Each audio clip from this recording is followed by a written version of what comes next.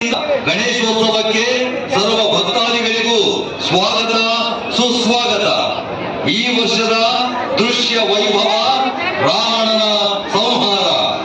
ವಕ್ರತುಂಡ ಮಹಾಕಾಯ ಕೋಟಿ ಸೂರ್ಯ ಸಮಪ್ರಭಾ ನಿರ್ವಿಘ್ನಂ ಕುರು ಮೇ ದೇವ ಸರ್ವಕಾರ್ಯೇಷು ಸರ್ವದಾ. ಶ್ರೀರಾಮನ ಸತಿ ಸೀತಾಮಾತೆಯನ್ನು ಅಪಹರಿಸಿದ ಲಂಕಾಧೀಶ ರಾವಣನಿಗೆ ರಾಮದೂತರು ಲಂಕೆಗೆ ತೆರಳಿ ಪರಿಪರಿಯಾಗಿ ತಿಳಿ ಹೇಳಿದರು. ಅವರ ಯಾವ ಒಪ್ಪಂದವನ್ನು ಒಪ್ಪಿಕೊಳ್ಳದ ರಾವಣನು ನನ್ನೊಡನೆ ಯುದ್ಧ ಮಾಡಿ ಸೀತೆಯನ್ನು ಬಿಡಿಸಿಕೊಂಡು ಹೋಗಲು ಹೇಳಿ ಆ ನಿಮ್ಮ ಶ್ರೀರಾಮನಿಗೆ ಎಂದು ರಾಮದೂತರಿಗೆ ಹೇಳಿಕಳಿಸುತ್ತಾನೆ. ಆಗ ಶ್ರೀರಾಮನು ವಾನರ ಸೈನ್ಯದೊಂದಿಗೆ ಯುದ್ಧಕ್ಕೆ ಸನ್ನದ್ಧನಾಗಿ ಬರುತ್ತಾನೆ. ಆಗ ರಾವಣನು ಶ್ರೀರಾಮನನ್ನು ನೋಡಿ,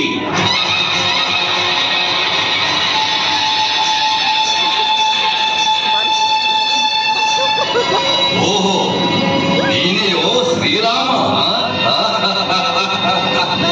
ಹೊಸುಳಿಯಂತೆ ಕಾಣುವ ನೀನು ನಾನು ಕಳಿಸಿದ ಅತಿರಥ ಮಹಾರಥರನ್ನೆಲ್ಲ ಸಂಹರಿಸಿದಿವಿ ಎಂದರೆ ನೀನು ಪರಾಕ್ರಮಿಯೇ ಸರಿ. ಆದರೆ ಈ ದಶಕಂಠ ರಾವಣನನ್ನು ಸಂಹರಿಸುವುದು ಅಷ್ಟು ಸುಲಭವಲ್ಲ. ಸುಮ್ಮನೆ ನನ್ನೊಡನೆ ಹೋರಾಡುವ ಸಾಹಸ ಮಾಡಬೇಡ, ಹೊರಡು ಇಲ್ಲಿಂದ. ರಾವಣ, ರಣರಂಗಕ್ಕೆ ಹೋರಾಡಲು ಬಂದ ಕ್ಷತ್ರಿಯ ಬೆನ್ನು ತೋರಿಸಿ ಓಡಿ ಹೋಗುವುದಿಲ್ಲ. ನಿನ್ನೊಡನೆ ಯುದ್ಧ ಮಾಡಲು ಸಿದ್ಧನಾಗಿಯೇ ಬಂದಿದ್ದೇನೆ. ಆ ಪೂರ್ವ ಅಂತಿಮವಾಗಿ ನಿನಗೆ ಹೇಳುತ್ತಿದ್ದೇನೆ, ನನ್ನ ಸತಿ ಸೀತೆಯನ್ನು ನನ್ನೊಡನೆ ಕಳಿಸಿಕೊಡು. ಸಾಧ್ಯವಿಲ್ಲ. ನಿನಗೆ ಫಲವಿದ್ದರೆ ನನ್ನೊಡನೆ ಹೋರಾಡಿ ಗೆದ್ದು ನಿನ್ನ ಸತಿಯನ್ನು ಬಿಡಿಸಿಕೊಂಡು ಹೋಗು.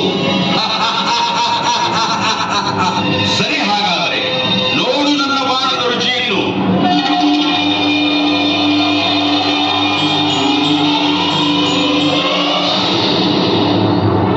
ರಾಮ ಬಿಟ್ಟ ಬಾಣ ರಾವಣನ ಶಿರಸ್ಸನ್ನು ತುಂಡರಿಸುತ್ತದೆ.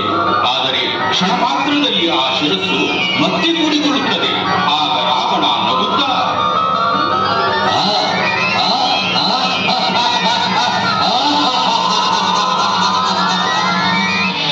ನೋಡಿದೆಯಾ ಶ್ರೀರಾಮ ಈ ಲಂಕಾಧೀಶ ರಾವಣನ ಸಾಮರ್ಥ್ಯವನ್ನು?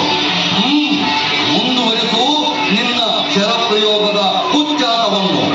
ರಾವಣ, ಅಹಂಕಾರದಿಂದ ಅಪ್ಪರಿಸಿ ನಗಬೇಡ. ಈಗ ಎದುರಿಸು ನಾವು ಬಿಡುವ ಈ ಬಾಣವನ್ನು.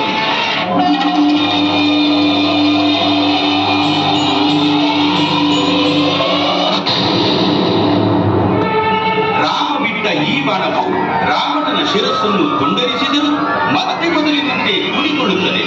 ಆಗ ರಾವಣನ ಸಹೋದರ ವಿಭೀಷಣನು, ಪ್ರಭು ರಾಮಚಂದ್ರ, ರಾವಣನ ಶಿರಸ್ಸನ್ನು ಎಷ್ಟು ಬಾರಿ ಕತ್ತರಿಸಿದರೂ ಪ್ರಯೋಜನವಿಲ್ಲ.